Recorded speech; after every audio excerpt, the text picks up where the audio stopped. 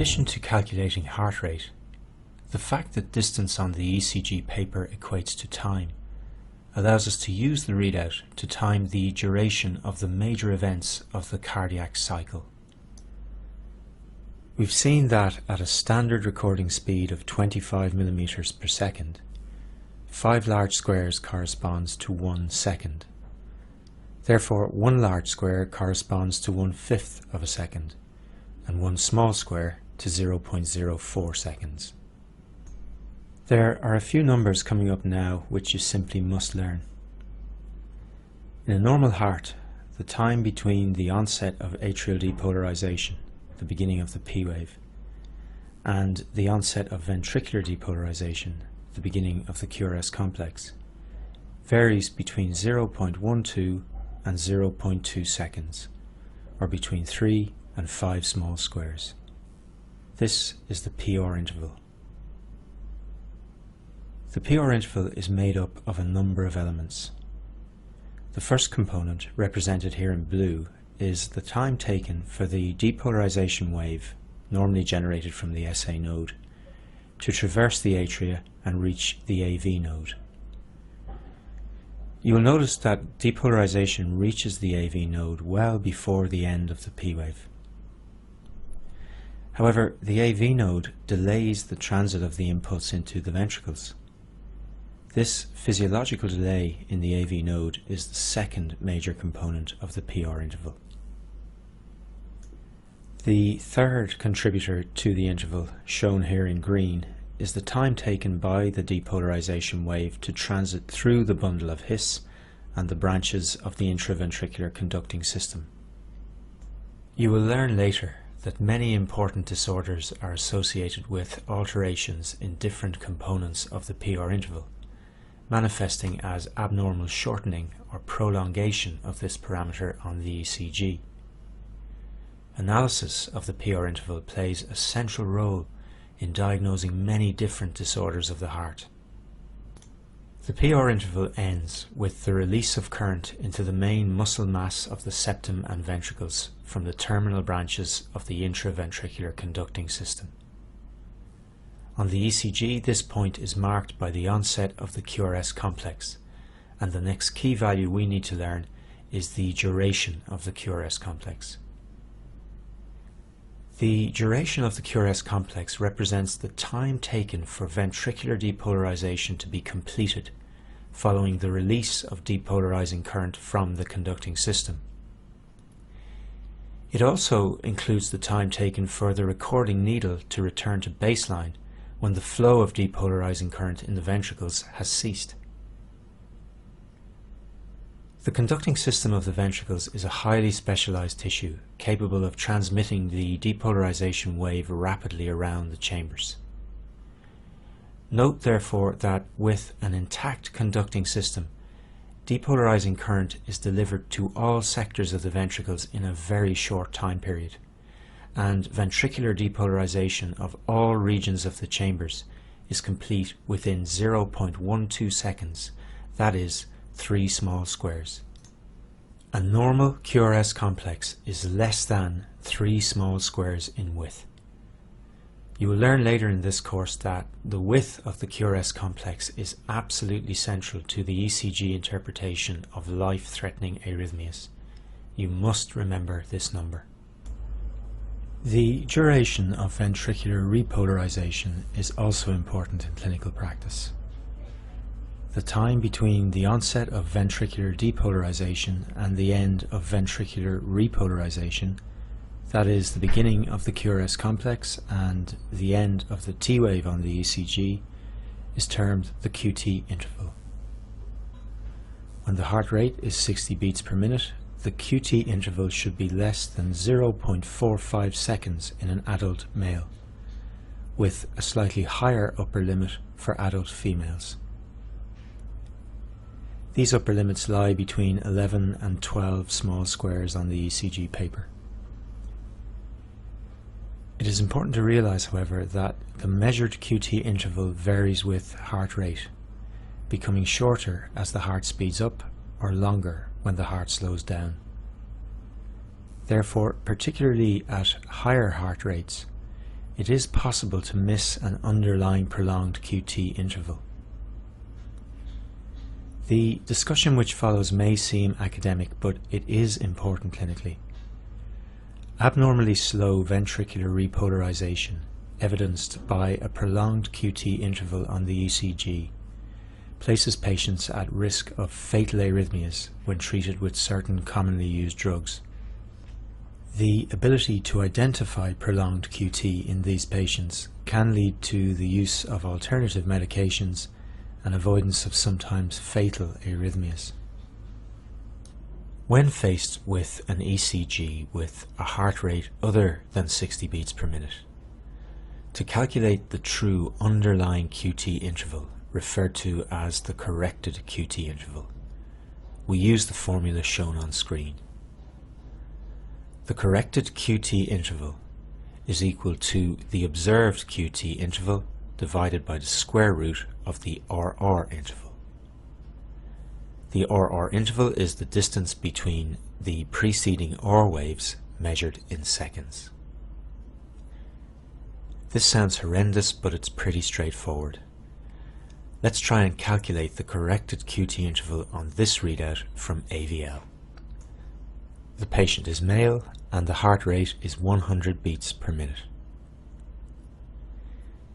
The observed QT interval on the ECG is 8 small squares, or 0.32 seconds.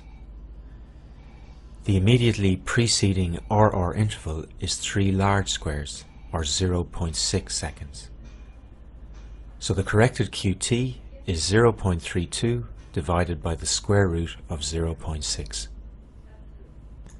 This computes at 0.41 seconds, well within our upper limit of 0.45 seconds. So this patient does not have prolonged QT. To give you a simple rule of thumb, when you look at an ECG, if the observed QT interval is more than half the RR interval, at least consider the possibility of prolonged QT. The use of AVL in this example is quite deliberate. For reasons we will discuss in a moment, there is variation in the length of the QT interval between different leads. Also, for technical reasons, it can be difficult to identify the end of the T wave in many leads. It is recommended, therefore, that you analyze the QT interval in one of 4 leads: AVL, AVR, or one of the right-sided chest leads, V1 or V2. We should point out that the equation we have used here to calculate the corrected QT was developed from empirical observations on male volunteers in the 1920s. While useful, it does not yield perfect results, particularly at high heart rates. In addition, as well as varying with gender, heart rate, and between leads, the QT interval also varies with age, and even with the time of day. We don't raise these issues to confuse you, but merely to emphasize that it is difficult to assess the clinical significance of minor levels of QT prolongation above these accepted upper limits. The key is not to miss gross prolongation or major changes in the interval.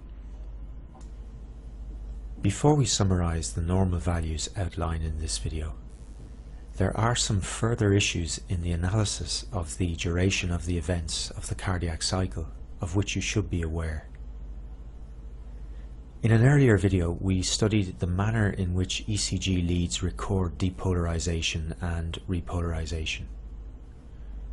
We learned how the direction of travel of a depolarizing or repolarizing current relative to a lead is the key determinant of the sign of the deflection produced in that lead. We will expand on this analysis in future videos. However, for now, it is important to realize that if a depolarizing or repolarizing current is traveling at 90 degrees relative to a lead, it will not be recorded by that lead. As the ECG leads record electrical events from different perspectives, a lead observing this current from a different angle will record it. One important consequence of this is that an electrical event in the heart may be recorded by some leads but missed by others.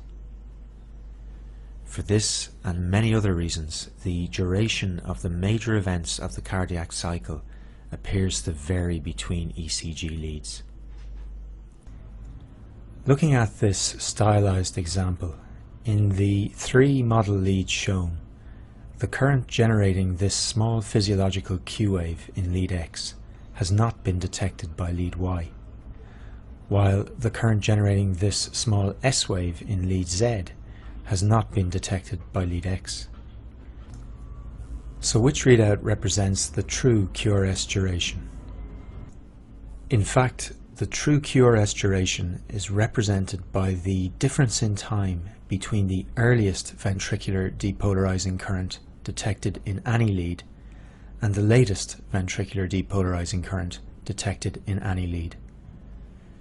So in this simplified example, the true QRS duration is enclosed between the blue lines. Extending this type of analysis to 12 leads is obviously not possible with the human eye. As a compromise, when analysing the QRS duration on an ECG, we choose the lead with the widest QRS duration.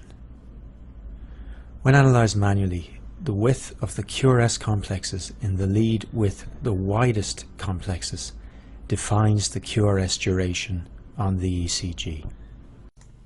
We use the term manually as most modern digital ECG machines are capable of recording all 12 leads simultaneously and use computer programs to identify the times of the earliest and latest deflections of the QRS complexes in all leads. These machines then report this integrated QRS duration on the printout. This tends to represent an accurate estimate of the duration of all of the events of ventricular depolarization and will always tend to be longer than the human estimate based on the analysis of the widest QRS duration. Exactly the same problems exist for the analysis of the PR interval and the QT interval, and modern machines will present you with an integrated value calculated using all 12 leads. The computerized calculations attempt to eliminate many of the problems we outlined when discussing estimation of the corrected QT. These machines will even present you with a diagnosis. So which set of values do you use, your own estimates or the computer's? Well, both have merits, but it is important to realize that the computer analysis has its own difficulties and limitations. At the present time, the analysis of the most complex of ECGs still rests with you, so you must be able to do it from basic principles. And to do so, you must understand or at least be aware of these principles.